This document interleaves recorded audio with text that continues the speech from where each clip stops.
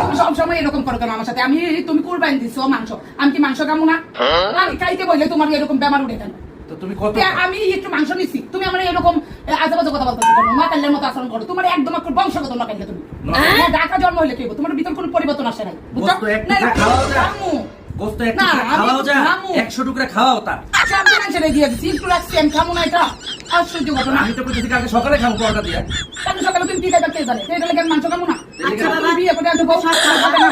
বউ তুমি সব খাও, তুমি খায়া থাকলে আমরা সবাই খাবো, ঠিক আছে? আর কিচ্ছু বলছো না।